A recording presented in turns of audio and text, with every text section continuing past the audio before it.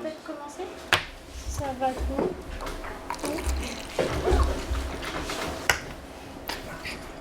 Oui, ça marche. Oui, je crois que ça marche. Alors, bonjour et bienvenue à toutes et à tous à cette deuxième séance du séminaire doctoral d'Adoc autour de la notion du fantôme. La première interrogeait l'octorialité dans l'art contemporain à travers l'œuvre de Yann Serando. Son travail se fait à l'écho de celui de Philippe Thomas, artiste contemporain disparu il y a 20 ans, qui nous a laissé une œuvre née sous X. Elle se pose en critique de la relation entre création artistique, institution et commerce de l'art, en désacralisant l'auteur par un jeu de masques avec ses collectionneurs. À sa suite, Serando vient se superposer comme un nouveau paratexte. Il s'agit alors de chasser le fantôme en jouant sur le vertige d'une œuvre composite dont il résulte une responsabilité multiple. Ce qu'on fait avec brio, Norella ici présente et Héloïse qui n'a pas pu se joindre avec nous. Aujourd'hui, le fantôme s'infiltre dans d'autres maisons. Il ne sera pas question ici d'art plastique, mais d'art littéraire, ou peut-être plutôt de contingence. En effet, nous vous invitons à monter dans le train fantôme pour parcourir avec nous les couloirs hantés de l'histoire, ces couloirs cachés et secrets, où se tapissent toutes les potentialités non advenues, les germes des mondes différents, les histoires parallèles. Nous allons interroger l'oracle de l'Uchronie, tel est son nom, et pousser la porte déjà entrouverte du ici. Notre voyage, vous l'avez compris, nous mènera dans les sillons de la littérature, là où elle laisse ses marques sur l'histoire. Comme le rappelle François Hartog, littérature et histoire ne sont pas deux champs étanches. Il s'agit bien plutôt d'un vieux couple avec une longue histoire de querelle. Et il est vrai qu'entre le roman historique d'un côté et les approches du linguistic term de l'autre, la relation qui lie ces deux champs est bien conflictuelle. Le premier met en scène par le biais de la fiction mouvements sociaux, personnages historiques, événements fondateurs, etc. Dans son renouveau postmoderne, il interroge notre posture face à une historiographie aux prises avec les enjeux renouvelés et fluctuants de la mémoire, du paradigme indiciaire, de la causalité et des contingences. Il met en scène l'importance de la parole dans le témoignage perçu avec Paul Ricoeur comme preuve documentaire. Et ce faisant, il rejoue à moindre frais les controverses du second. Critique de la scientificité de l'histoire, le linguistic term postule avec des historiens comme Hayden White que le discours historique est avant tout rhétorique. Il ne s'agit plus alors d'écrire le réel ou d'atteindre la vérité. L'histoire tombe dans un fictionnalisme où la parole devient un outil de persuasion plus que de démonstration. Cette tension entre histoire et fiction s'incarne dans la notion même d'historiographie, que Michel de Certeau résume ainsi, je cite, « L'historiographie, c'est-à-dire histoire et écriture, porte inscrit dans son nom propre le paradoxe et quasi l'oxymore de la mise en relation de deux termes antinomiques, le réel et le discours. Elle a pour tâche de les articuler, et là où ce lien n'est pas pensable, de faire comme si elle les articulait. Faire comme si. Voilà qui sonne comme un programme. Car si la littérature prétend pouvoir prendre en charge l'écriture de l'histoire advenue, elle peut aussi, par son pouvoir de fiction, donner vie et temporalité à l'histoire non advenue ou non encore advenue, au non-temps en somme. Ou chronos, et voici venir l'Uchronie. L'Uchronie présuppose une déviation de l'histoire à partir d'un point de divergence antérieur à l'intrigue. À partir de là, le monde présenté relève d'une altérité historique qu'il s'agit pour le lecteur de comprendre et d'interpréter selon les indices laissés par l'auteur. La fiction se fait alors fantomatique, à la fois imaginaire historique et falsification historiographique. Elle laisse derrière elle les archives pour s'abîmer dans la contrefaçon et le contrefactuel, bien que, je cite Richard Saint-Gelais, l'histoire réelle ne reste pas moins partie prenante du dispositif uchronique qui a besoin pour produire ses effets que le lecteur convoque telle ou telle connaissance historique. Mais elle est spectrale aussi à bien des égards. Comme le rappelle notre invité, l'Uchronie est une modalité, un dispositif. Elle ne revendique pas d'étiquette éditoriale ni d'attribution de genre. Vous en trouverez partout, sous toutes les couvertures, littérature générale ou dite de genre, de Philippe Ross à Dominique Noguès, en passant par Valéry Giscard d'Estaing. Il semble pourtant qu'il n'y ait que la science-fiction qui la porte ouvertement, comme le prouvent entre autres les uchronies ufologiques de Stéphane Chbosky et Joan Elliott. Mais même la SF n'ose pas en réclamer la maternité. Pour preuve, ce débat entre deux personnages sur la catégorisation d'une uchronie, dans le classique de Philippe K. Dick, Le Maître du Hochette. Vous avez là la version anglaise. Non, ce n'est pas du policier. Au contraire, une forme intéressante de fiction, possible dans le champ de la science-fiction. Pas du tout, contra Betty. Aucune trace de science, ce n'est pas dans l'avenir. La science-fiction s'intéresse à l'avenir, surtout quand la science a plus évolué que celle de maintenant. Ce livre ne remplit aucune des deux conditions. Mais il traite d'un présent alternatif, s'obstina Paul, comme beaucoup de romans de science-fiction. J'ai longtemps été un enthousiaste de la science-fiction, ma femme le sait. J'ai commencé à en lire très jeune. Nous laisserons l'auditeur juger de la pertinence de cette définition de la science-fiction. Ce débat vient cependant illustrer l'incertitude que l'Uchronie provoque chez le lecteur. Où la ranger? Qu'en faire? Qu'est-elle? Car l'Uchronie s'insinue partout, quittant les limites de la littérature pour venir hanter jusqu'au domaine de l'histoire académique, où elle vient offrir la pomme de la discorde. Dans leur histoire des possibles, Quentin de Lermoz et Pierre Singaravello parlent de l'histoire d'une absence quant à l'usage et à la reconnaissance du contrefactuel dans les sciences humaines en France. En effet, bien que présent, le contrefactuel, perçu comme le pendant sérieux de l'Uchronie, sa branche non littéraire, est très vite taxé d'illégitimité. L'histoire est ce qui est advenu et non ce qui aurait pu advenir, rappelle Eric Hobsbawm. Aussi, les bâtards de l'histoire n'ont-ils aucune raison d'être convoqués. Pourtant, ils sont là, revenants qui se glissent dans les monographies, depuis les digressions de Tite-Live sur une confrontation entre Rome et Alexandre le Grand, jusqu'à une analyse des possibles de 1848 par nos deux historiens français. Le contrefactuel finit par se faire une place sous divers adjectifs au choix, what if, virtual, alternative ou encore counterfactual history. Il donne maintenant le change pour évaluer l'importance de tel ou tel facteur à telle ou telle époque. L'influence grandissante de la pensée contrefactuelle semble ainsi s'inscrire dans un renouveau de l'historiographie contemporaine. Sa méthode pénètre les institutions si sûrement qu'un artiste, le metteur en scène de théâtre allemand Andreas Weil, peut réunir sur scène au Deutsches Theater de Berlin depuis 2017, dans son projet Quel avenir, des chercheurs issus de disciplines très différentes, dans une performance où il s'agit d'esquisser ensemble et en direct le géopolitique des temps présents, en décryptant l'histoire des 10 prochaines années. Nous voyons donc la science-fiction n'est jamais loin, mais poursuivons.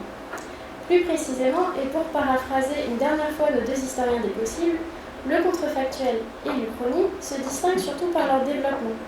Si le premier se concentre sur les points de divergence, afin de réévaluer la notion d'événement, la seconde préfère voir au-delà, dans les conséquences engendrées par cette histoire alternative. Mais cette opposition est artificielle en ce que ces jumeaux ont le même objet, à savoir le possible. Ainsi, causalité, déterminisme, probabilité et ressemblance n'apparaissent alors que comme les outils de cette grandeur.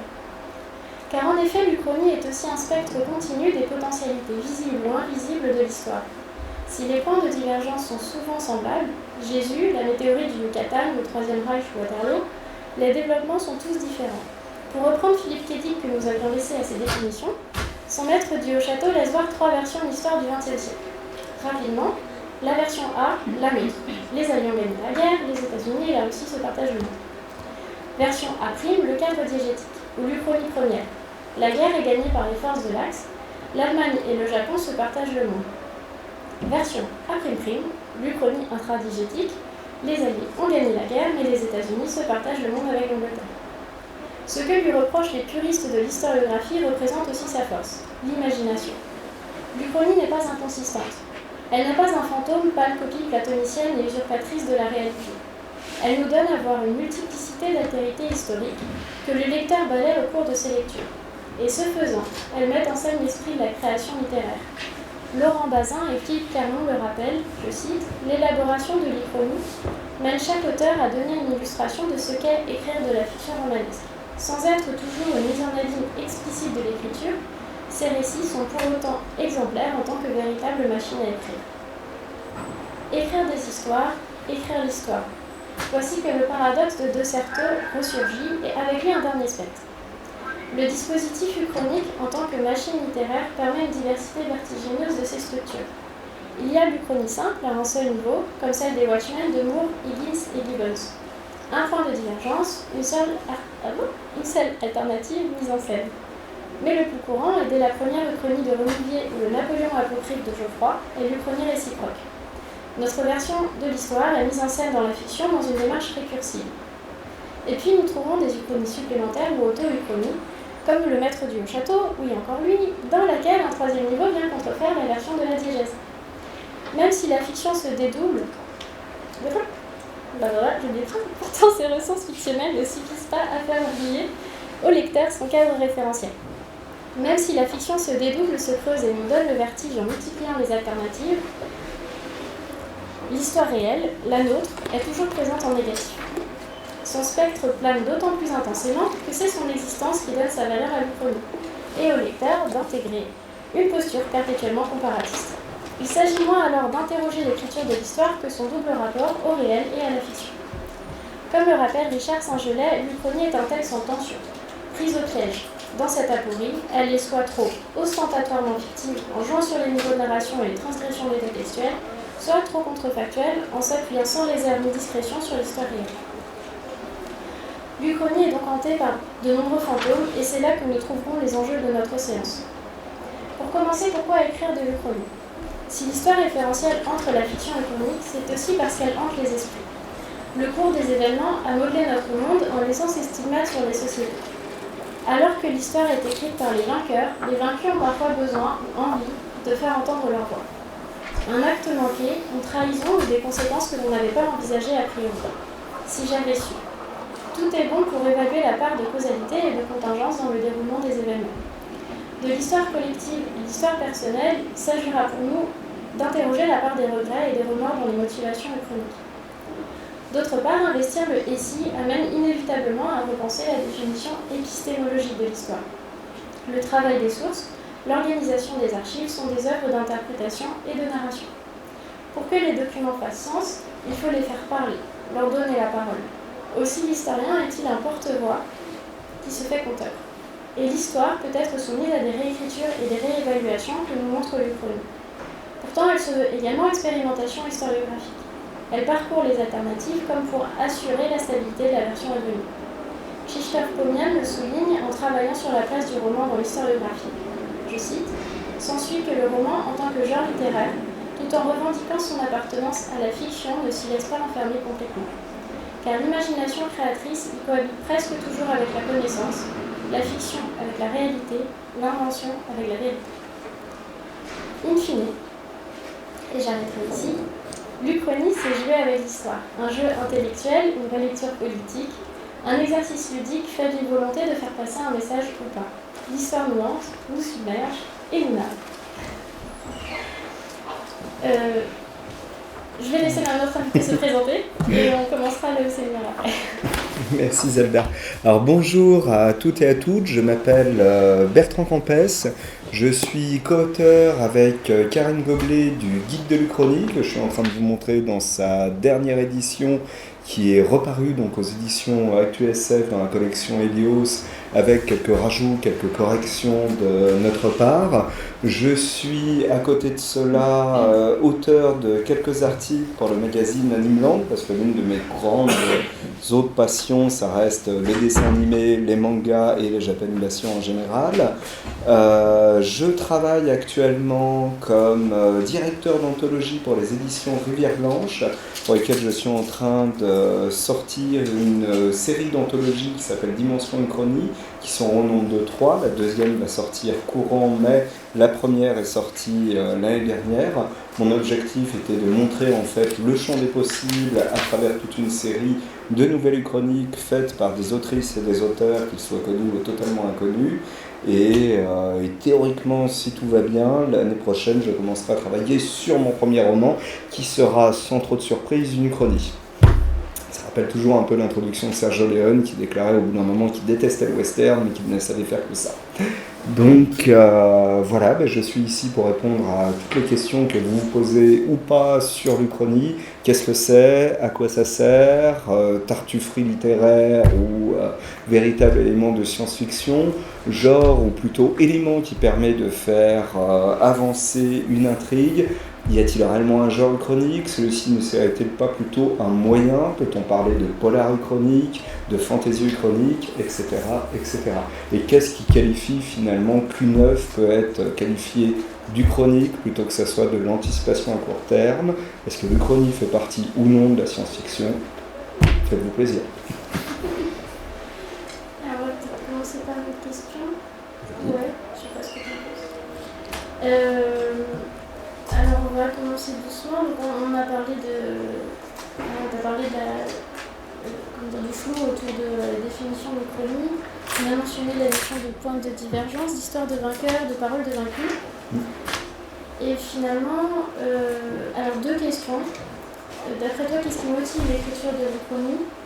Et est-ce qu'on n'a pas un peu l'impression que c'est très militaire comme histoire? L'Uchronie à l'origine, c'est un terme qui n'existe pas. Ça me paraît important de débuter là-dessus. C'est une construction justement littéraire. Ça provient du mot utopie.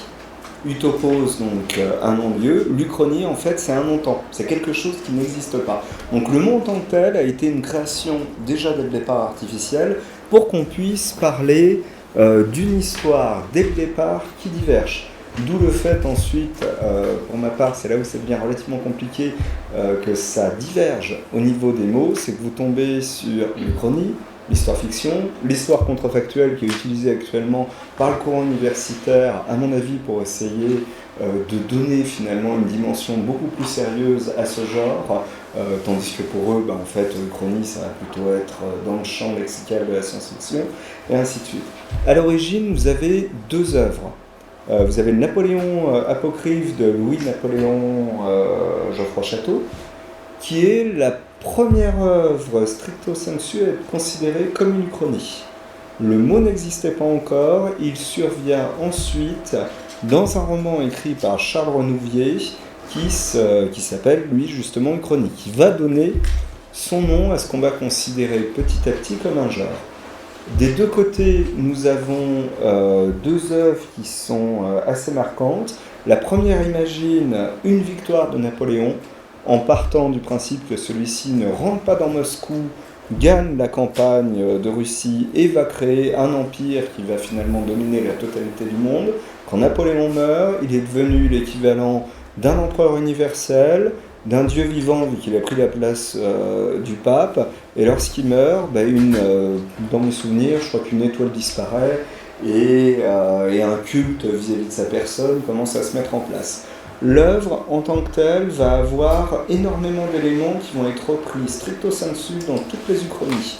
Vous avez le point de divergence qui est explicité, pour le lectorat. Vous avez ce qu'on a baptisé ensuite le clin d'œil au lecteur, c'est-à-dire une scène qui va nous parler à nous en tant que lecteur, mais qui va être incompréhensible pour les personnages du roman.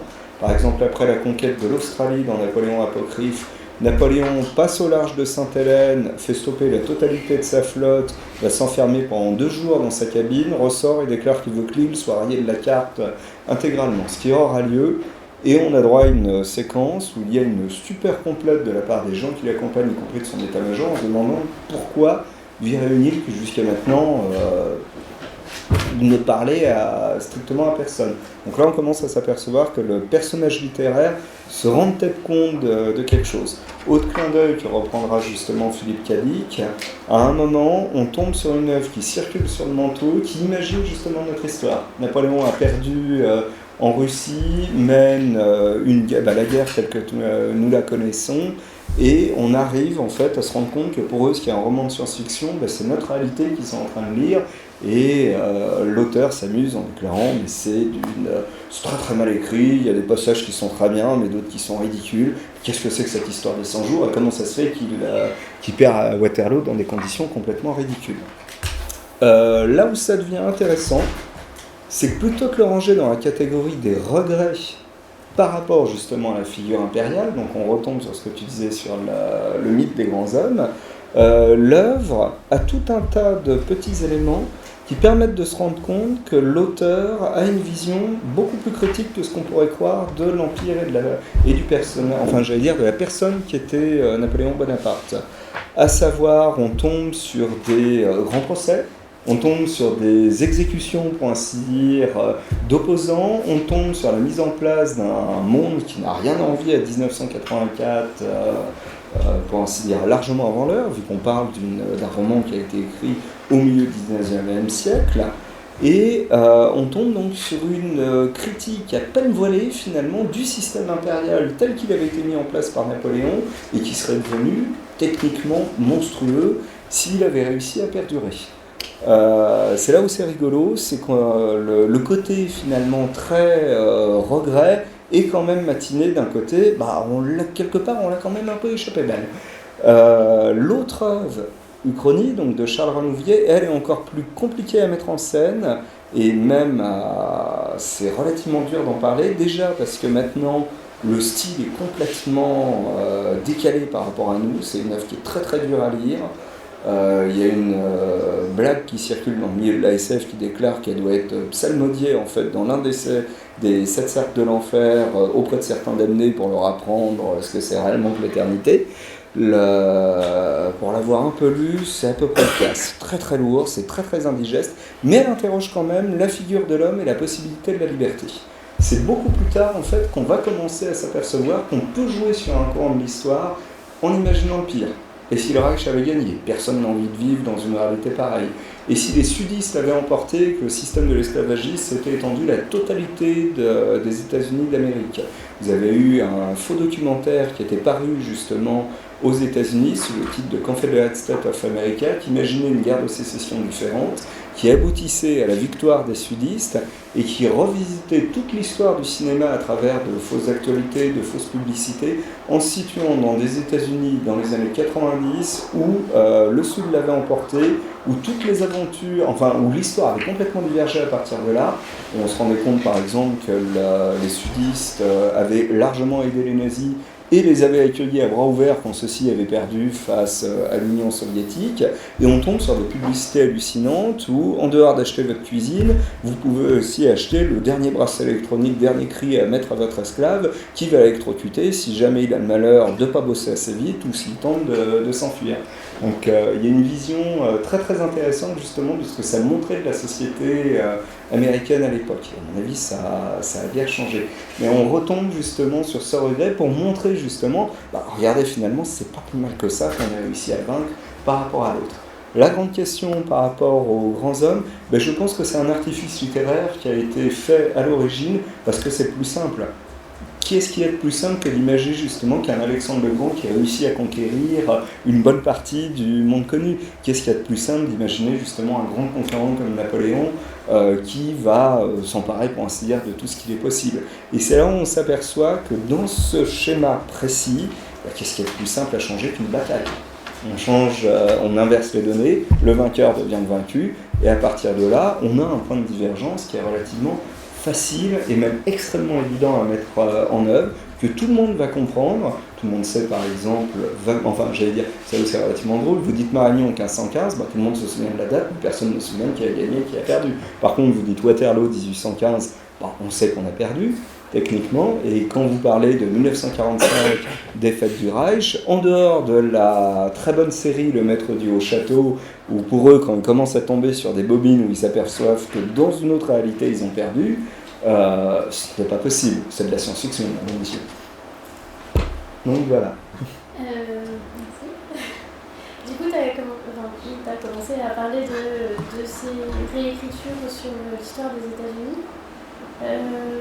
On parlait de fantômes. Est-ce que tu me disais qu'il y avait peut-être une tendance à réécrire aussi des histoires en changeant les points de vue, en changeant les perspectives, à déplacer en fait le regard, pour regarder là où on ne voit pas, et notamment pour questionner les empires coloniaux et la place de l'homme blanc, et globalement réécrire l'histoire occidentale mondialisée telle qu'elle s'est placée, telle qu'elle a vu. Alors ça, c'est quasiment l'un des derniers éléments qui commence à arriver.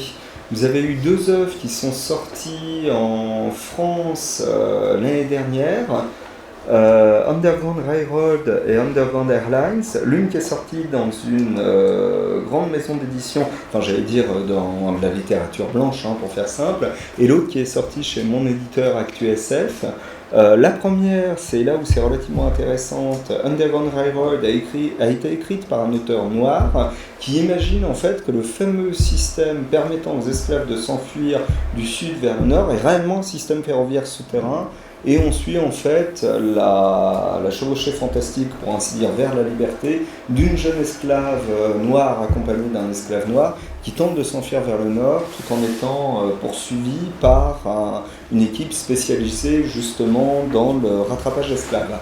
De l'autre côté, vous avez Underground Airlines qui a été écrit, lui, par un auteur blanc qui imagine que Lincoln est assassiné en 1861 et que les États-Unis en fait arrivent à une espèce d'accord interne, et ça il y a eu plusieurs tentatives dans ce but-là, à savoir qu'on considère l'esclavage comme quelque chose relevant de la politique interne des États et non plus quelque chose relevant de l'État fédéral. Donc ça se situe de nos jours, enfin plutôt à la fin des années 90, début 2000, les États-Unis tels que nous les connaissons existent à peu près, la seule différence c'est qu'il y a encore 4 États où l'esclavage est légal. Ce qui surnomme dans ce cas-là les hard forts. Et petit à petit, on s'aperçoit que l'histoire a été différente. Partons du principe que du coup, l'esclavage n'ayant jamais été, remis en cause, il n'y a jamais eu le fameux discours, pour ainsi dire, du pauvre Abraham Lincoln après la bataille de Gettysburg, il n'y a jamais eu de remise en cause du statut des Noirs par rapport à l'histoire américaine. Ils ont cheminé j'allais dire, les uns à côté des autres. Et cette vision permet de montrer justement tout le problème qu'il y a là-bas par rapport aux deux communautés. Où les Noirs étaient quasiment là dès le départ, on tombe sur les premiers cas d'esclaves au tout début du temps des colonies. J'allais dire, ils étaient même là techniquement avant l'arrivée des premiers pèlerins. C'est une colonie en Virginie, dans mes souvenirs, qui avait acheté ce qu'ils avaient appelé pudiquement des travailleurs pour type de travail spécifique. Quand on regarde un peu mieux, on se dit c'est des esclaves pour pouvoir travailler sur certains trucs. Là où c'est intéressant, c'est que ça permet de s'interroger par rapport à la politique interne des États-Unis, où grosso modo, ce qui va réellement déclencher la guerre de sécession, la guerre civile pour eux, ça reste le fait que les idées du Nord l'emportaient, que l'idée justement de s'élever contre l'esclavage est réellement arrivée et s'est implantée après la bataille de Gettysburg, c'est-à-dire quand le Nord s'est rendu compte qu'il avait réussi à stopper le flux de victoire sudiste et qu'ils avaient un moyen de les vaincre, mais il fallait une grande idée justement à vendre au peuple pour pouvoir leur dire en fait nous ne faisons pas juste ça pour aller péter la gueule à nos voisins qui sont pas plus mal qu'ailleurs. Nous allons mettre fin à l'esclavage. Et de l'autre côté, quand on regarde, le Sud défendait finalement un système qui n'existait que pour des familles extrêmement riches. Les 3/4 des sudistes qui sont allés prendre les armes n'avaient même pas les moyens de s'acheter un esclave. Mais ça permet de retracer le truc. Et bien avant la guerre de sécession, si le Nord était déjà devenu, le fer de lance économique du pays, tous les présidents qui arrivaient à la tête du pays étaient sudistes. Donc il y a toujours eu une espèce, d'imbrication entre les deux. En tant que sudiste, vous n'allez pas remettre en cause ce qui pour vous est un système tout à fait normal. George Washington avait des esclaves, bon nombre de présidents après lui ont eu des esclaves, donc tout était normal. Et ça, on commence à s'en apercevoir.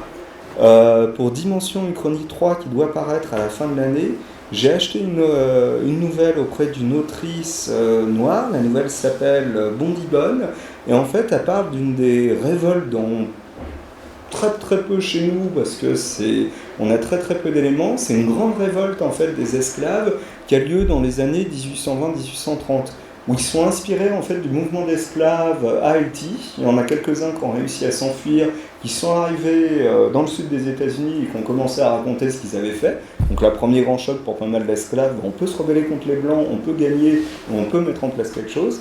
Et la nouvelle a un élément tout à fait fantastique, c'est-à-dire les esclaves vont utiliser le vaudou pour pouvoir se soulever contre leur maître blanc. Donc on tombe sur une armée de zombies qui va assaillir les Blancs, et on tombe sur une vision dichotomique, mais qui est extrêmement intéressante, c'est-à-dire arriver à un certain stade, est-ce que les deux communautés peuvent cohabiter ?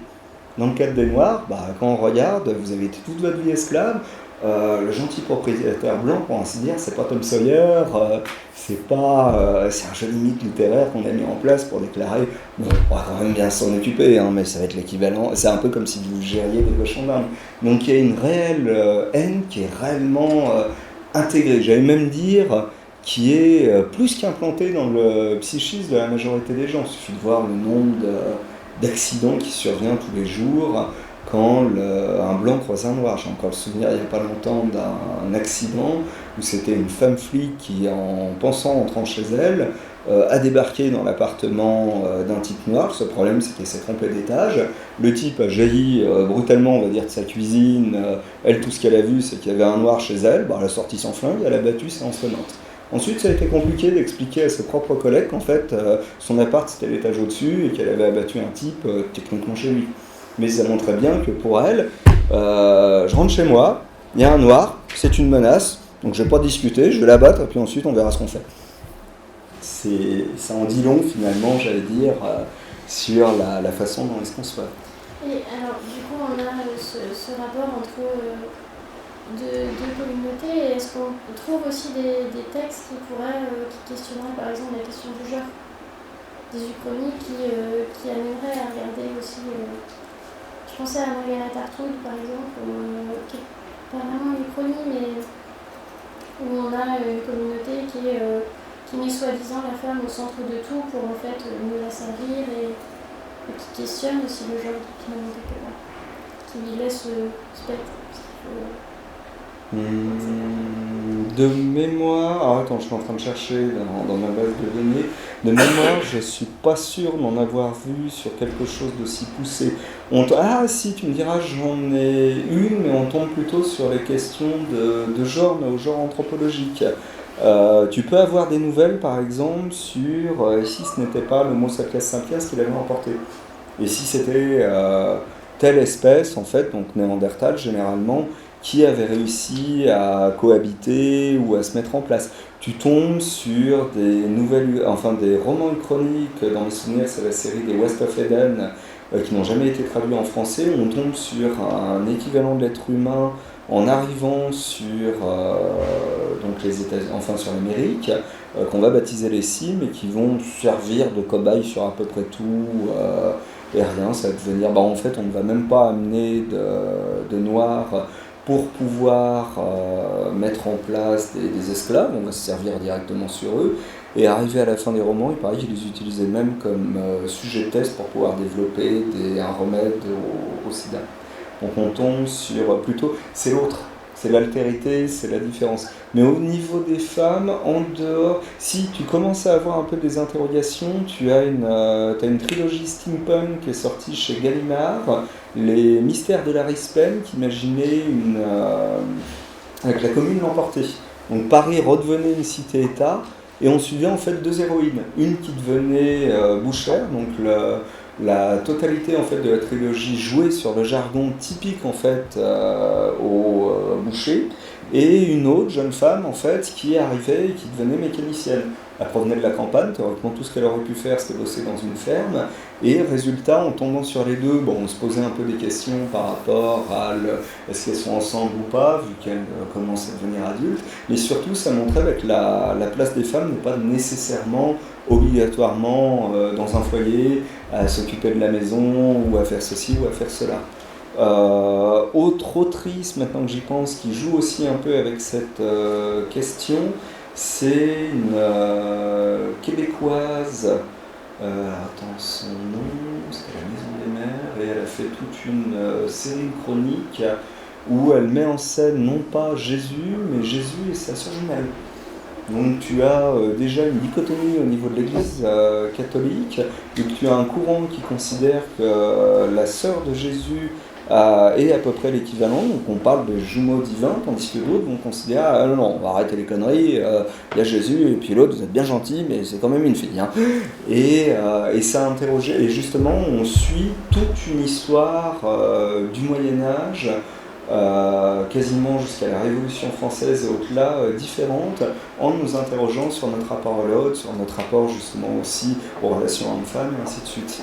Mais généralement, maintenant, c'est plutôt quelque chose qui arrive au niveau de la science-fiction, où on est en train de s'en emparer, que ce soit au niveau du space opéra, que ce soit au niveau même d'œuvres militaires. Je repense à l'œuvre qui est sortie il n'y a pas longtemps chez Albin Michel, Imaginaire, concernant une civilisation constituée uniquement de femmes, mais des femmes soldats, qui vivent dans des vaisseaux-mondes, qui sont en fait des organismes vivants, et qui était très très intéressante de ce point de vue-là. On a l'impression de retomber sur une ESF des années 70, mais sans que jamais ne soit expliqué. J'allais même dire théoriquement, si vous êtes une bonne lectrice ou un bon lecteur, vous en foutez au bout d'un moment. Ah, il n'y a pas d'homme, oui, c'est pas important, hein.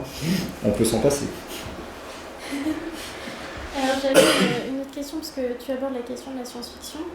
Il y a ce problème qui est du coup plus science-fictionnel, mais de la catégorisation électronique et de la prévention de l'anticipation. C'est-à-dire que, par exemple, au Utopia l'année dernière, il y avait une table ronde autour de la représentation de la Première et de la Seconde Guerre mondiale dans la science-fiction, et le modérateur a mentionné Svatisca Night de Catherine Burdekin comme étant la première uchronie.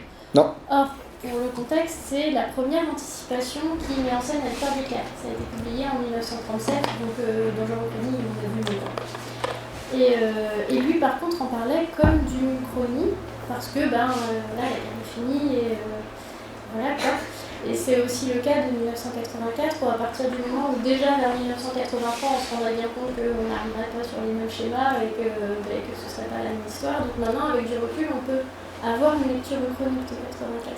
Et du coup, qu'est-ce qui reste quelle serait la distinction entre une anticipation périmée et une fiction chronique? Alors, Svastika Night, je peux d'autant mieux en parler que j'ai fait une postface pour l'édition grand format quand elle est sortie chez Piranha. Il m'avait contacté en me déclarant on veut une postface uchronique. J'ai lu le roman, je me suis dit c'est de la science-fiction. J'ai même trouvé qu'ils auraient, je leur ai proposé, vu que j'ai longuement discuté avec l'éditeur, qu'il valait peut-être mieux faire une postface sur la personnalité de l'autrice, qui avait écrit sous pseudonyme. C'est une autrice en fait anglaise qui a eu accès à bon nombre de diplomates, bon nombre de personnalités britanniques qui ont allé en Allemagne, travaillé en Allemagne et revenaient tout au long des années 30 et racontaient finalement ce qu'ils voyaient.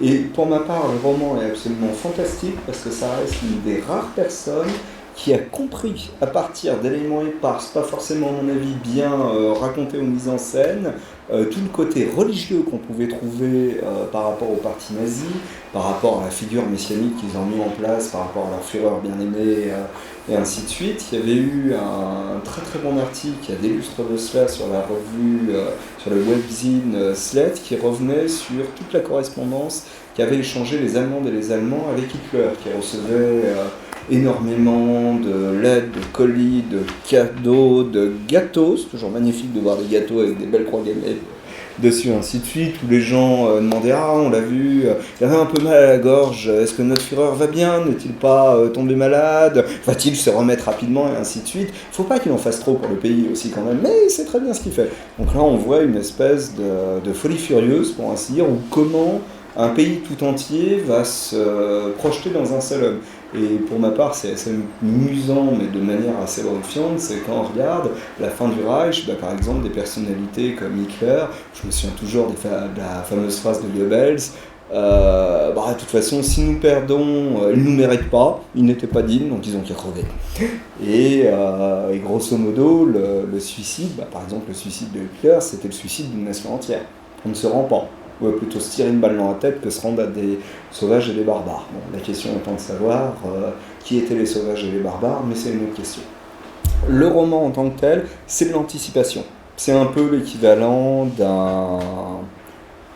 si j'osais, je dirais, c'est un peu l'équivalent du Rêve de fer de Norman Spinrad. Mais, justement, pour entrer en opposition avec ce bouquin, Norman Spinrad, son roman devient une uchronie parce qu'à la fin, il fait une petite bio d'Adolf Hitler qui est complètement différente de la nôtre.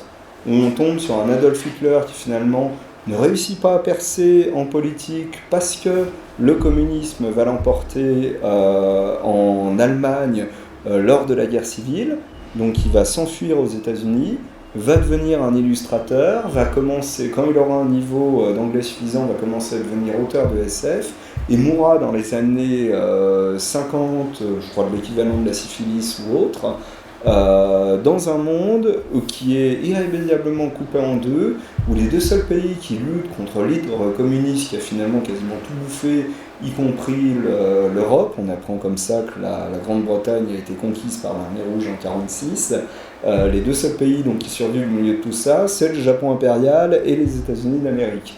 Et la postface est magnifique parce qu'elle est écrite par un psy qui raconte que, heureusement que les grands délires d'Adolf Hitler sont uniquement restés dans un bouquin, parce que vous imaginez le bordel que ça aurait été s'il avait voulu appliquer tout ça dans la vie de tous les jours. Donc là, c'est ça l'élément chronique. De l'autre côté, c'est de la SF, tout simplement parce que le projette dans un futur lointain. Même chose, vous avez un très très bon bouquin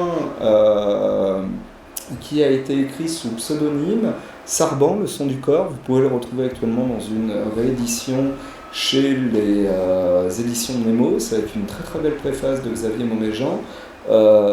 Sarban, donc c'est un pseudonyme, c'est un soldat britannique qui s'est retrouvé dans des camps de prisonniers nazis et qui a dépeint en fait un monde. Son personnage rêve, bascule dans un monde où on se situe en l'an 103 du Reich. Il n'y a plus de civilisation, c'est un peu la même chose que Zastica Night. On tombe sur des grands domaines scénarios et on s'aperçoit, il va se faire récupérer par l'équivalent d'un grand Gauleiter du Reich qui va le prendre en sympathie jusqu'à l'initier à son grand dada. Leur grand dada, c'est la chasse, et leur chasse, c'est la chasse en fait de juifs et de juifs sur lesquels ils mettent des jolis costumes, genre toi tu seras un oiseau, et toi tu seras un sanglier, et puis ensuite on les lâche dans la nature, et puis on reproduit les chasses du comte Zaroff, parce que ma foi c'est quand même vachement rigolo, qu'il faut vraiment s'occuper le week-end. Et le roman, ça, était glaçant, parce que même chose, il imaginait un futur tellement monstrueux, on pigeait tellement bien que la psyché nazie était monstrueuse, pourrissait tout ce qu'elle touchait et que ça ne serait que de la violence.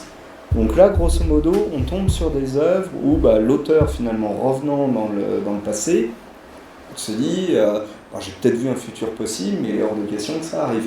On comprend que la fin, c'est-à-dire notre réalité quand on gagne contre le Reich, ça le rassure en disant voilà, finalement le cauchemar s'éloigne, on ne le reverra jamais. Les réalités concernant les uchronies, enfin ce qui peut devenir des uchronies a posteriori, les anticipations à très court terme, généralement on les repère assez vite. Pourquoi ? Parce qu'il n'y a pas de point de divergence clairement explicite dans le roman. Par exemple, il n'y a pas longtemps justement j'ai été regarder le film Le Chant du Loup, tout simplement parce que j'avais eu une immense surprise de voir quelques articles qui en parlaient comme d'une uchronie. Or, quand je regardais, il y avait un contexte géopolitique précis dans le film, mais qui était assez vite évacué, à savoir la Russie envahissait le sud de la Finlande, l'Union européenne essayait de trouver une réponse adaptée, et la France en arrivait à menacer en fait la Russie d'un tir de missile atomique si elle ne bougeait pas. Et à partir de là, en fait, les choses commençaient à s'enchaîner normalement. Donc, quand j'ai regardé le truc, je me dis c'est pas de l'anachronisme, l'anticipation à court terme, et vu qu'on ne reprend pas cette thématique-là à la fin, on peut l'évacuer tout de suite. Par contre, si le film était arrivé en disant voilà, les événements que vous voyez, ça se situe en 2012, là vous vous dites on n'a jamais tiré de missile atomique, ou on n'a jamais eu un missile qui a été tiré sur la France, donc c'est pas de l'Uchronie. Même chose par exemple pour la planète des singes. Arrivé à la fin, quand il s'aperçoit en fait, désolé pour ceux qui ne connaissent pas la fin, le personnage tombe sur une statue de la liberté en ruine sur une plage. En fait, il comprend à partir de là qu'il a été projeté dans le futur de la Terre et qu'il n'a pas débarqué sur une autre planète où le singe aurait fini par supplanter l'homme. Donc c'était une jolie allégorie aussi pour nous montrer déjà à l'époque que l'homme n'était peut-être pas l'élément dominant, l'homme était peut-être actuellement en haut de la chaîne alimentaire, mais c'était pas une place qu'il allait occuper indéfiniment. Mais là, pareil, pas uchronie. Tout film, généralement racontant une invasion d'un pays par un autre, mais où les dates sont relativement floues, les fameux A19XX et ainsi de suite, on peut difficilement les classifier en uchronie. Il y a toujours des petits éléments. Je ressonge à un très bon roman québécois, où l'auteur en fait l'a réécrit. La première version c'était de la science-fiction à court terme, la deuxième version, vu qu'il l'a repris beaucoup plus tardivement, est devenue une uchronie dans le sens où où le Québec devenait une république, s'emparait lors d'une guerre avec les États-Unis des côtes du Labrador et l'intégrer purement et simplement à leur république, et se retrouver dans une espèce de guerre larvée contre les États-Unis qui eux-mêmes étaient en guerre avec le Mexique.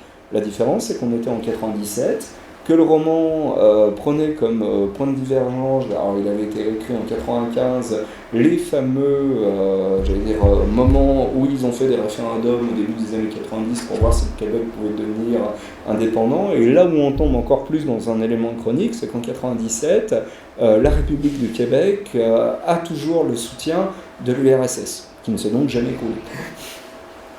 Et alors, du coup, on va ça, tu l'as un peu mentionné aussi tout à l'heure, mais on a vraiment l'impression que l'Uchronie, c'est globalement cette tension un peu mortifère, cette menace de la domination fasciste, d'un suprémacisme blanc qui serait institutionnalisé. Il l'est, mais disons pas aussi ostentatoirement que ce que les fictions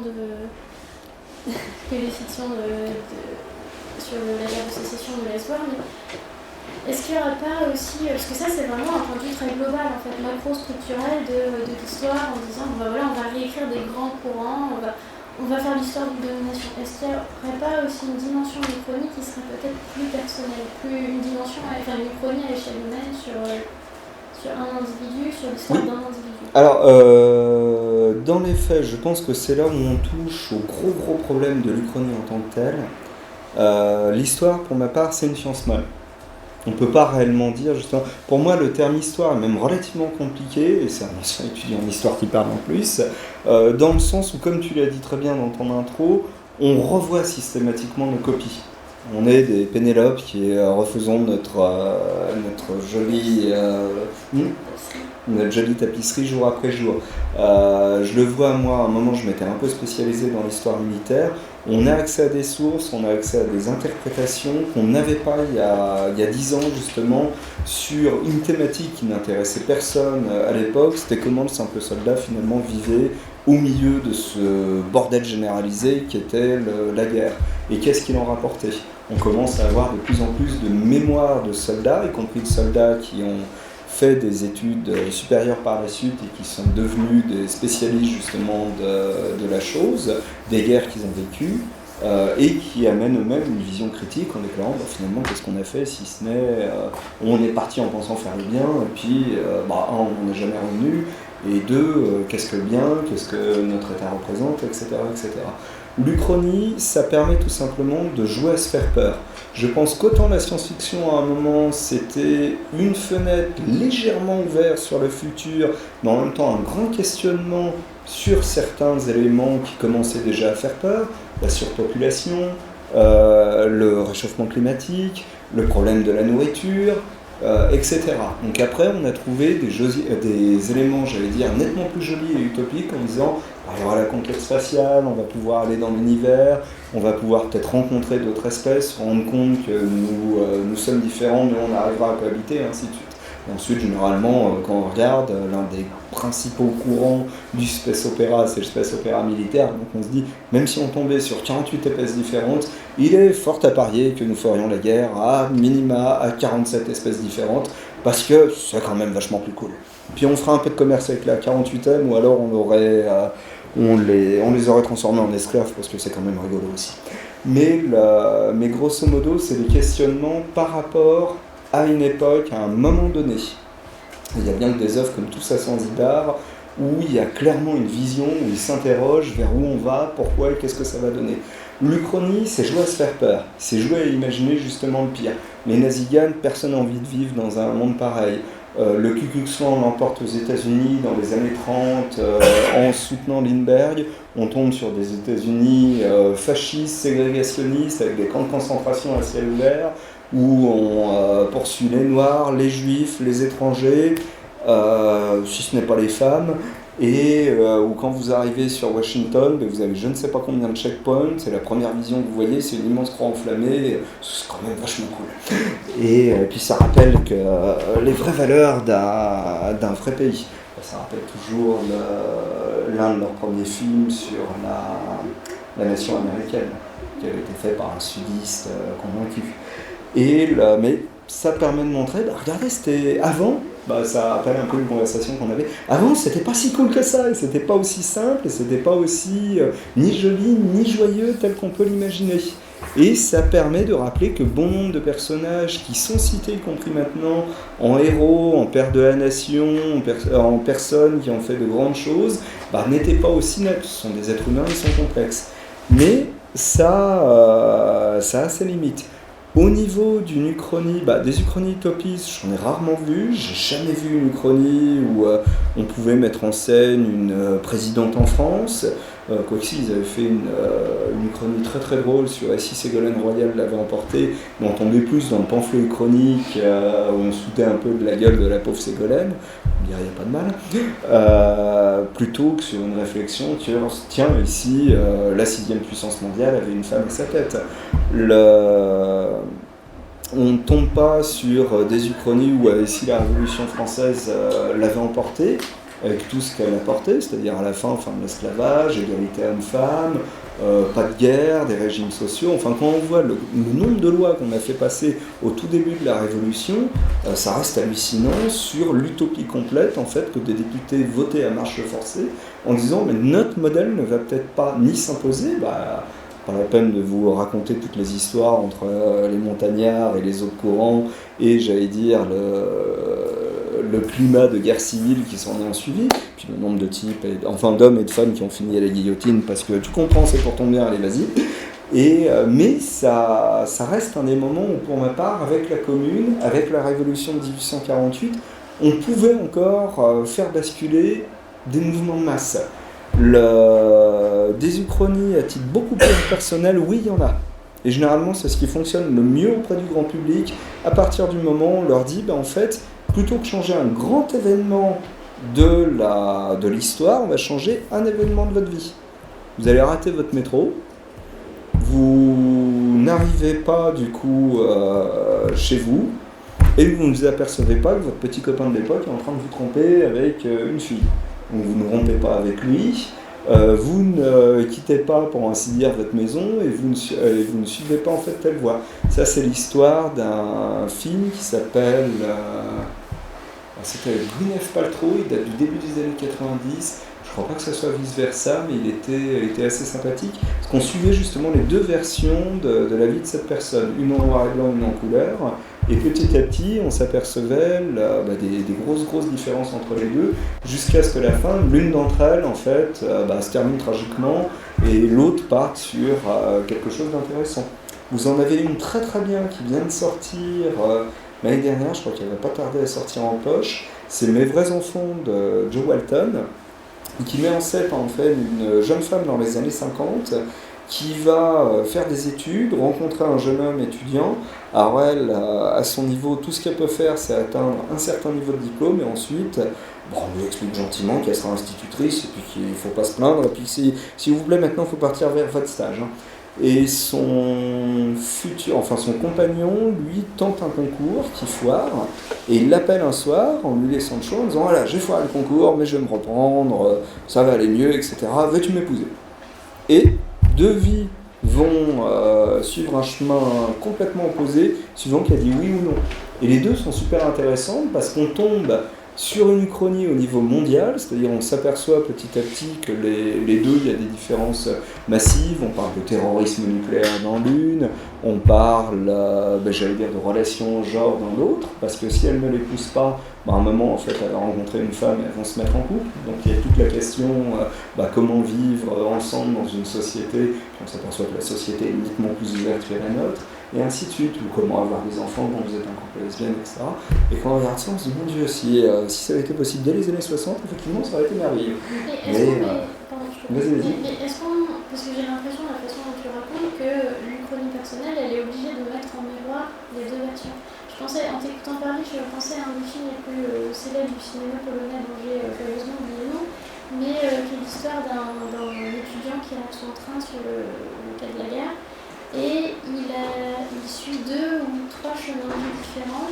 Bon, pareil, ça va être spoil time, il meurt à chaque fois, dans des conditions parfaitement tragiques, et voilà, mais dans une version, il reste à Varsovie faire une révolte, dans une autre, il part à l'étranger. Voilà. Et on à chaque fois, on va mettre en miroir. Oui, on va automatiquement opposer généralement une vie à une autre. c'est ce qui ressort de quasiment tous les films. Regarde, ne serait-ce qu'une des séquences les plus connues du 7e art, La vie est belle, Frank Capra, quand le personnage déclare j'aurais voulu ne jamais être né, et son ange gardien lui montre en fait un monde où il n'est pas né. Ça permet justement de renvoyer la balle en disant c'est pas si mal que ça. Je pense que là on retombe sur l'un des plus vieux chants qui soit, à savoir l'homme va toujours croire que l'herbe est plus verte ailleurs, ou pour reprendre aussi l'autre grand truc, c'est généralement allons voir ce qu'il y a au-delà de cette colline, ou un jour je gravirai cette montagne, et ainsi de suite. Je te dérange pas si je peux. Non, je t'en prie. J'avais une question par rapport à ce côté horrifique et surtout à ce côté, comment dire, finalement c'est pas si mal de l'Uchronie qu'on peut y retrouver. On évoque souvent, c'est pas pour faire une comparaison, mais c'est pour rendre un peu clair, on évoque souvent le côté, entre guillemets, métaphorique, figurant notre monde de la science-fiction dans son côté politique. Dire, regardez dans quelle direction on va, c'est pas cool. Est-ce qu'on peut avoir une lecture qui du coup serait plus négative de l'Uchronie, dans le sens où il y a un côté finalement c'est pas si mal là où on est, dans des périodes comme aujourd'hui où on pourrait, tu parlais tout à l'heure de l'État, on disait ça avec Maxence, tu parlais de l'Uchronie sur les États-Unis où il y a des concentrations à ciel ouvert, mais en fait c'est des choses qui sont actuellement faites aux États-Unis. Non, à Cuba. Oui, mais aussi, ce n'est pas le territoire américain. Et du coup, c'est une question... Non, en fait, techniquement, c'est là où il y a une différence. Je travaille pour le ministère des Armées. Les États-Unis n'ont pas le droit de torturer sur leur sol. Vaste blague. Techniquement, tous les terroristes suspectés ou tous les types sont emprisonnés et torturés sur des sites dits noirs qui ne sont pas sur le territoire américain. Je suis d'accord, mais quand ils réaffectionnent des Walmart pour enfermer des enfants, même si c'est pas techniquement à ciel ouvert, parce qu'il y a un peu au-dessus, on peut faire une frontière assez... On est tout à fait d'accord. Mais techniquement, c'est interdit. Oui, je sais. Là, en fait, on tombe uniquement sur le cas des immigrés parce qu'ils n'avaient pas du tout prévu, pour ainsi dire, ce truc-là. Enfin, là, j'allais dire, on parle de la connerie d'un gouvernement actuel dont il est inutile de citer le nom parce que ça lui donnera un peu trop d'importance. Mais oui. Mais moi, là, je te parle de supposés terroristes où par moment, on est tombé sur des types qui n'avaient strictement rien à voir avec Al-Qaïda ou quoi que ce soit, où les types sont sortis au bout de 10 ans sans qu'on leur ait jamais notifié quoi que ce soit, voire même qu'ils n'aient jamais vu un avocat de leur vie. Mais du coup, pour ce côté, pour vraiment se centrer sur l'Uchronie, est-ce que l'Uchronie, ça fait diversion, en fait? Est-ce qu'on peut considérer que l'Uchronie, ça fait diversion en disant ouais mais attends, regarde comment ça se soit passé, je les nazis avaient gagné quand même. T'avais deux questions. Alors déjà il y en a toujours une, c'est par exemple on cite souvent le bouquin Le Maître du Haut Château de Philippe Cadic. On a sorti une très très belle bio et analyse du personnage de Philippe Cadic chez ActuSF. Très bien, j'étais là. Revenons justement là-dessus, le bouquin en fait c'était pas tant l'Uchronie qui l'intéressait, c'était essayer de montrer justement à des gens qu'est-ce que ça serait de vivre dans un état totalitaire absolu. L'autre truc qui est assez rigolo concernant le bouquin, et ça se voit finalement quand on le relit, c'est que Dick s'est amusé à réellement utiliser le geeking pour pouvoir partir dans tester différents trucs. Donc c'est pour ça que le bouquin est une espèce par moment, pour moi c'est un bordel sans nom, parce qu'on passe d'un thème à un autre sans qu'on comprenne le pourquoi du comment, et techniquement quand tu le regardes il se passe rien. Tu as juste des éléments épars de la vie de gens, et voilà. Mais globalement lui ce qui l'intéressait, il se dit j'ai essayé de montrer à des Américains moyens, qui ne peuvent pas l'imaginer, ce que serait de vivre dans une dictature absolue où il y a des chefs au-dessus, où eux ils vont légitimer leur pouvoir en disant oui on a gagné, en dessous on va baisser la tête en disant oui mais c'est normal, c'est écrit, c'est ainsi de suite et autres. Donc là je dirais tu touches effectivement à l'un des problèmes de l'Uchronie, mais j'ai presque envie de dire c'est un des problèmes en général de la littérature, c'est que ça peut paraître complètement vain.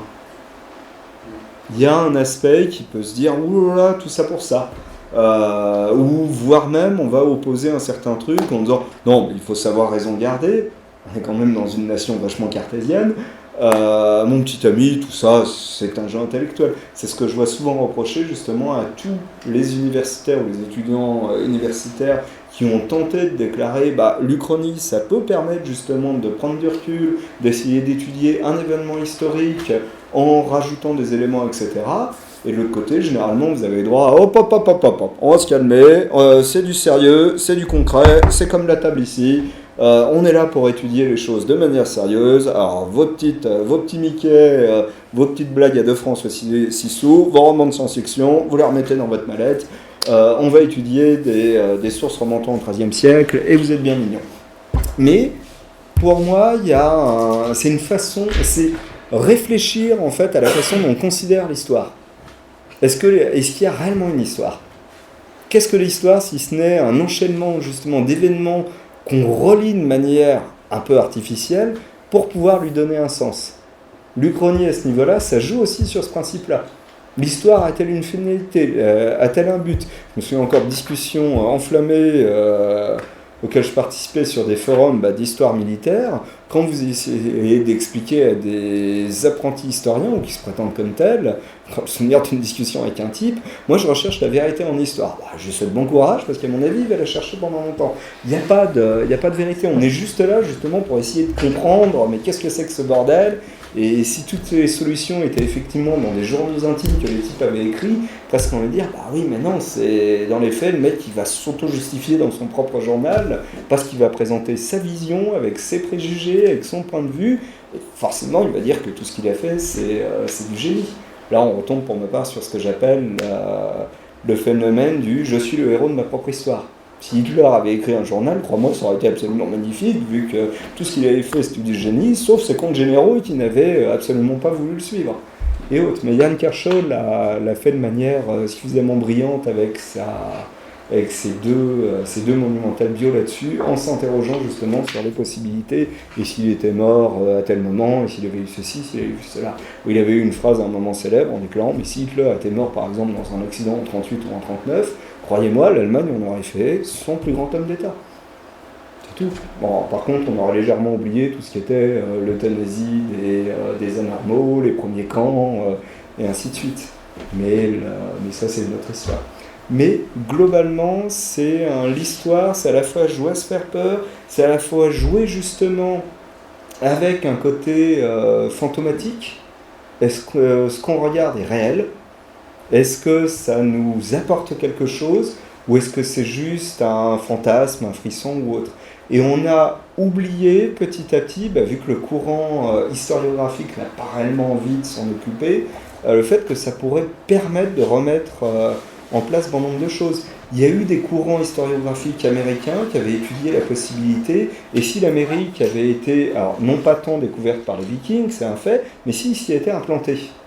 Qu'est-ce qui serait passé si pendant X siècles, en fait, on avait eu une société viking qui s'était développée là-bas ?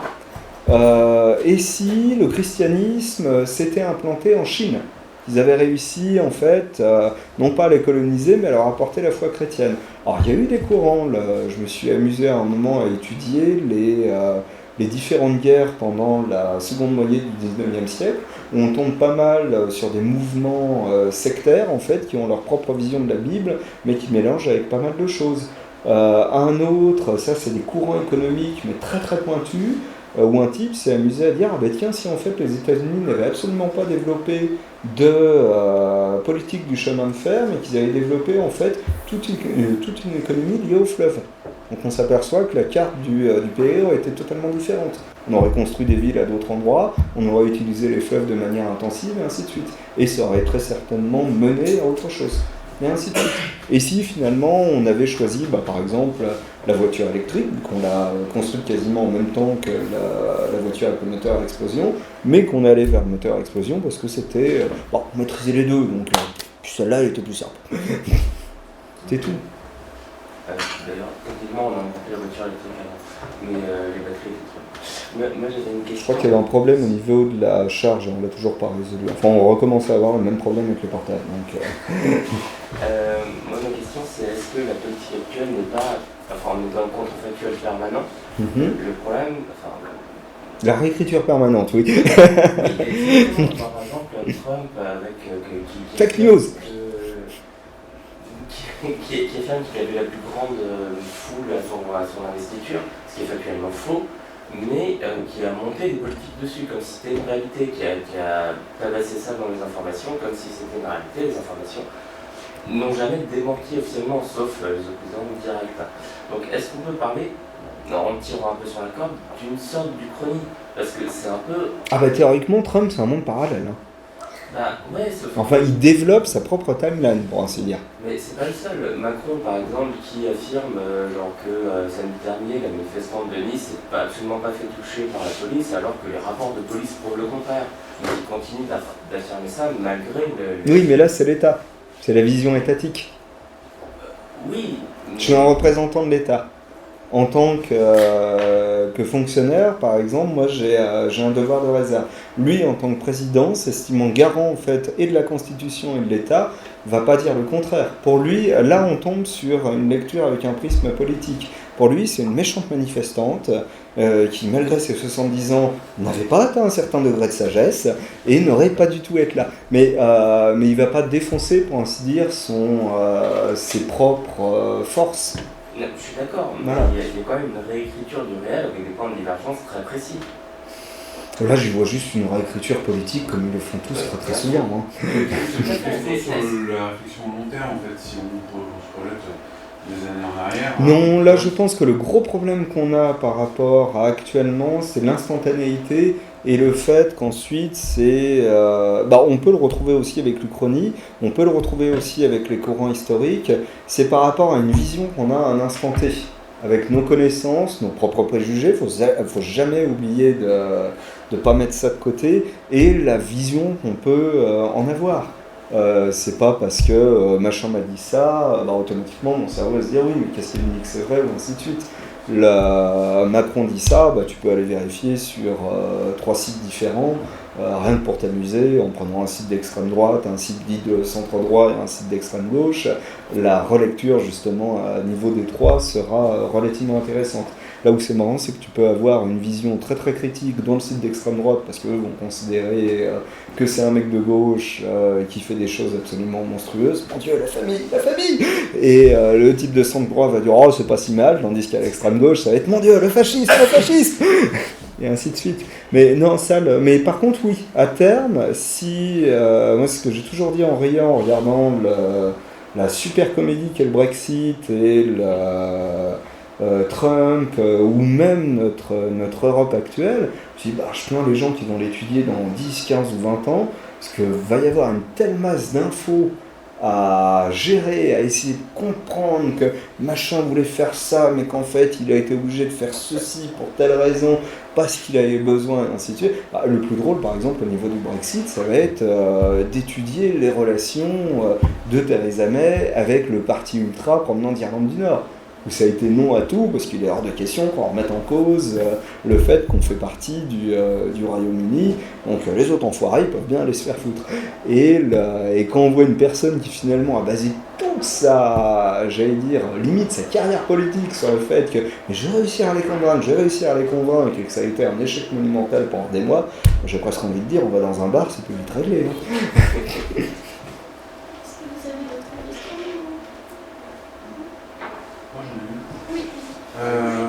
Sur un autre angle, vous avez évoqué tout à l'heure le maître du château, ouais. Et notamment la série du château. Alors, j'ai pas lu en fait, donc je peux pas dire. Alors je connais peu la série, donc on va peut-être pouvoir changer des infos. En gros, attention, c'est spoiler time encore. La série. Les nazis ont gagné. Ouais, voilà. En fait, la série met en scène les ricos des États-Unis ont gagné. Est-ce que c'est une uchronie? Non. La série met en scène des mondes parallèles. Je ne savais pas si c'était dans le bouquin, mais le parti pris de la série, c'est qu'il y a des mondes parallèles, et je me demandais à quel point, à partir du moment où on déplace la lentille de la fiction nous sommes dans un monde où il y a eu un événement différent, qui a donné un monde différent, nous sommes dans un monde qui est constitué d'une infinité de mondes avec des possibilités, on est encore dans une uchronie où on change de Alors, format, de genre, quelque part. techniquement, on le rentre, mais de toute façon, là, on touche, pour ma part, toujours à ce qui est les limites de l'Uchronie. L'Uchronie, pour moi, c'est un terme vraiment, je dirais, limite artificiel qu'on a forgé pour essayer de dire ensuite c'est un genre. Pour moi, c'est un peu, je cite la branche sur laquelle je suis assis, hein, notez-le, il n'y a pas de genre uchronique. Il y a du polar uchronique, il y a de la fantasy uchronique, il y a de l'uchronie personnelle, et ainsi de suite. De l'autre côté, auparavant, on utilisait tout un tas de termes. Je suis un fan de comics, donc DC Comics s'est amusé à mettre en scène tout un tas de mondes parallèles. Puis quand c'est devenu beaucoup trop bordel, ils ont créé un événement qu'ils ont baptisé Crisis on Infinite Earth. Vous avez de la chance, vous avez droit à mon magnifique accent anglais que le monde entier m'envie, pour pouvoir dire « Ouh là là, c'est trop le bordel, on va créer qu'une seule Terre, donc on va faire disparaître tous les autres, et puis à un moment, il va rester un Superman mais promenant dans un univers parallèle, un Superboy promenant d'ici, etc. » Puis après, ils se sont rendus compte que vu que les ventes périclitaient, bon, on va réintroduire les univers parallèles parce que c'était quand même vachement cool, et puis on pouvait sortir 3 tonnes de trucs. Marvel avait développé les siens dans une série qu'ils ont baptisée What If, et si, qui reste quand même l'un des éléments les plus faciles à expliquer concernant l'Uchronie. Mes blagues favorites au début, quand on me disait c'est quoi l'Uchronie, je leur disais c'est du polar suédois avec du BDSM. Et généralement j'avais beaucoup de succès, mais ça disait strictement rien en fait aux gens. Tandis que si on disait si les dinosaures avaient survécu, Napoléon avait gagné, les nazis avaient gagné, ainsi de suite, là c'est d'accord. Mais globalement ça existait. Et on s'amusait généralement, là aussi, à imaginer le pire. Tous les what if ont des fins absolument monstrueuses qui se terminent très mal. Et si Spider-Man sauvait Gwen Stacy, le monde entier attendait ça, on arrive à la fin, Spider-Man est traqué en fait par toutes les forces de police parce qu'il a fait certains actes qui font qu'on le prend pour un criminel. Et Jonas Jameson est fou de joie parce qu'il a enfin réussi à prouver que l'autre salopio, quand même, je savais bien qu'il n'était pas très très net. Et autres. Et tu as tout un tas d'autres trucs. Gwen Stacy, par exemple, Spider-Gwen, c'est un événement chronique. Peter y passe, et c'est elle qui devient l'équivalent de Spider-Man dans cet univers. Ça se voit très bien, par exemple, aussi dans le dessin animé Into the Spider-Verse, où il s'amuse justement à faire venir différents Spider-Man de différents univers. Donc on tombait réellement sur des mondes parallèles les uns à côté des autres. Tu le retrouves donc dans la thématique du maître du haut château. La série, d'après ce que j'ai compris, joue énormément là-dessus, c'est-à-dire un coup d'un seul, les nazis se rendent compte qu'il y a des réalités à côté d'elles et que, manque de bol, ils n'ont pas gagné dans toutes.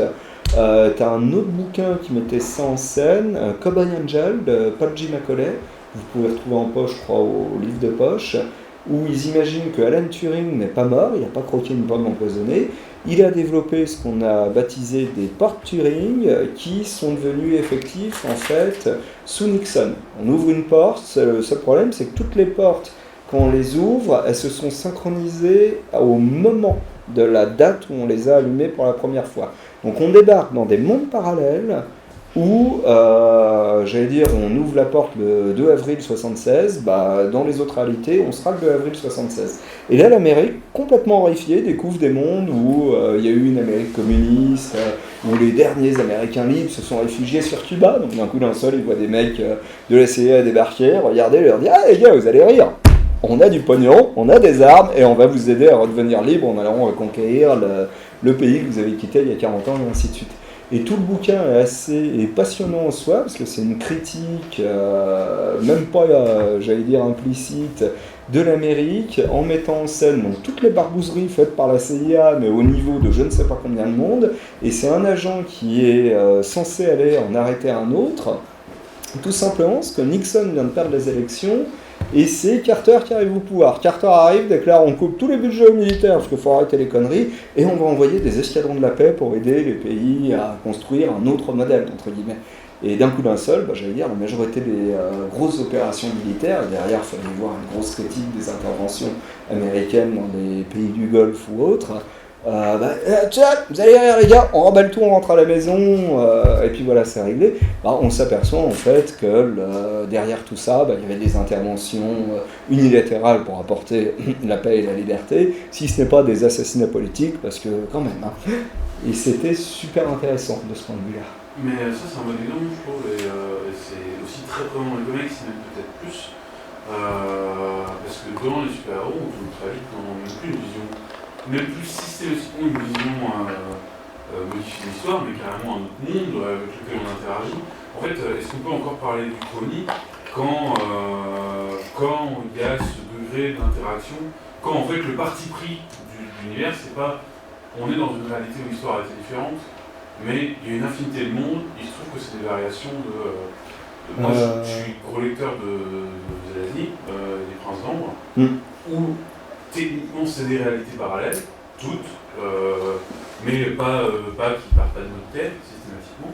Et je trouve que la question se pose, parce que clairement... le Bureau des Atrocités de Charles Stross, qui met en scène une agence secrète anglaise, la Laverie, qui est surtout très très drôle parce qu'on tombe sur une agence dont les crédits commencent à être coupés, donc les types sont limite en train de se battre avec leur secrétaire pour réclamer des crayons en papier, des trombones, et de l'autre côté c'est limite avez-vous rempli 36 formulaires? Non, le formulaire violet B72 pour réclamer 42 trombones. Ah merde. Et à côté de ça, en fait, on s'aperçoit qu'il y a une tripotée de mondes parallèles, et il y avait une séquence qui était extrêmement impressionnante.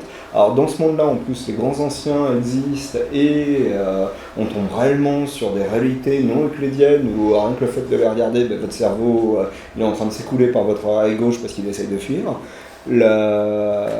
On tombe sur un moment, ils ouvraient sans faire gaffe une porte sur un monde où les nazis avaient tenté de gagner la guerre en appelant un grand ancien sur Terre.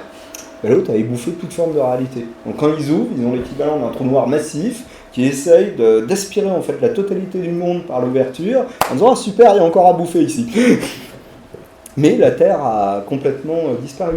Un truc aussi que tu vas voir d'ici peu, vu qu'il commence à y avoir des images, la série Watchmen. Watchmen, le film qui pour moi était une superbe adaptation, mais partait en fait sur un truc différent, vu qu'à la fin il était hors de question de balancer un poulpe gigantesque sur New York, parce que tout le monde se serait dit que c'était ridicule. Des geeks ont commencé à analyser les premières images qui sont sorties. On voit un Ozymandias vieux devant un gâteau, et d'après la forme du gâteau, on se demande si c'est pas en fait, si la série ne reprendra pas à son compte la théorie justement du roman graphique.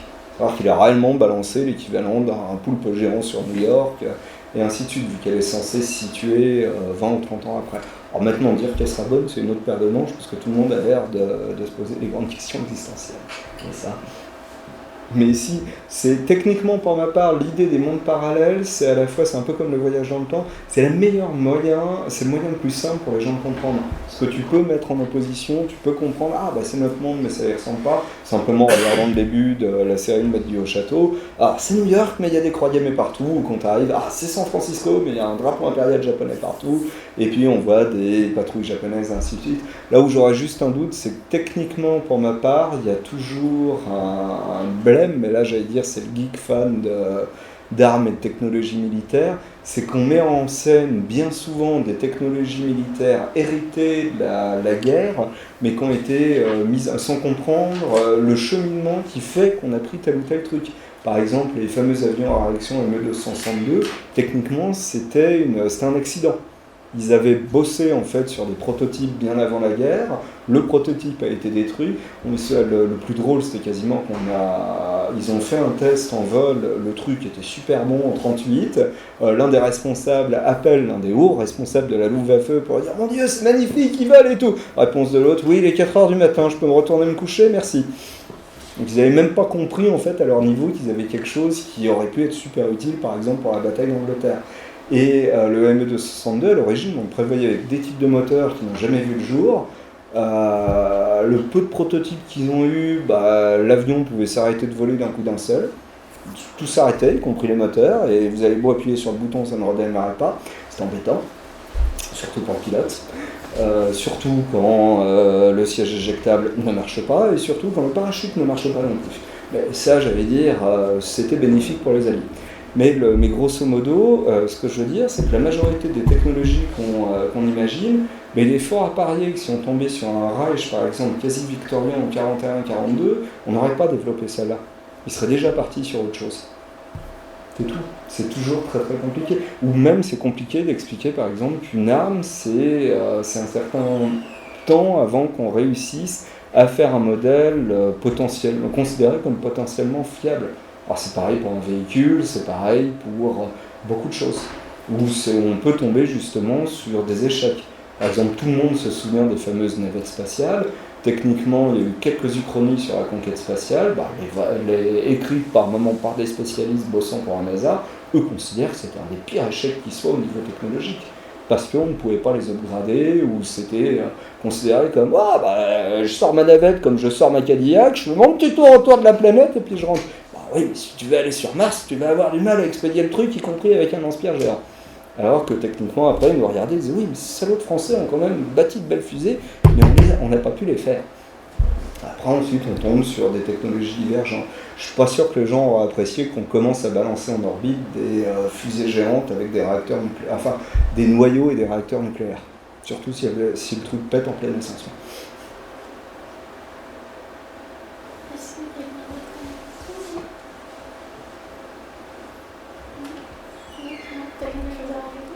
Écoutez, merci. Déjà. Alors, on n'a pas assez parlé de fantômes, je suis désolé. Merci beaucoup à tous d'être venus. On vous offre le café et le jus de fruits, si vous voulez. Et voilà. Puis si vous avez des questions autour d'un café ou d'un jus de fruits, je ne mords pas.